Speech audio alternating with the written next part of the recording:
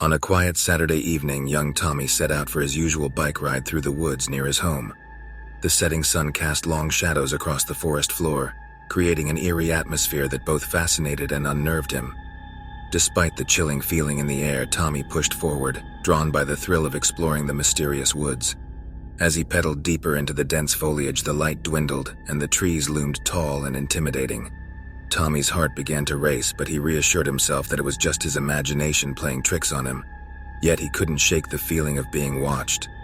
Out of the corner of his eye, Tommy caught a fleeting glimpse of a dark, shadowy figure darting between the trees. Fear gripped him, and he skidded to a halt. His wide eyes scanned the area, but there was nothing there. He tried to laugh off his fear, blaming it on the dim light and his overactive imagination. Deciding to turn back, Tommy pedaled his bike, retracing his path. But no matter how fast he rode, he couldn't shake the feeling that the shadow was following him, lurking just out of sight. As the darkness deepened, Tommy's sense of dread intensified. He felt like he was being herded deeper into the heart of the woods. The trees seemed to close in around him, making him feel claustrophobic and trapped. Panic surged through his veins, and he struggled to find his way back to the safety of the open road. Suddenly, a chilling voice echoed through the woods, sending shivers down Tommy's spine. "You can't escape, little one. I am always here, watching, waiting." His heart pounding, Tommy abandoned his bike and began running, his breath coming in short gasps. The dark figure seemed to materialize before him, a sinister presence that seemed to feed on his fear. In his desperation to escape, Tommy tripped on a root and fell to the ground. His heart pounded in his chest and tears filled his eyes as the shadow loomed over him, its dark form expanding and enveloping him like a suffocating embrace.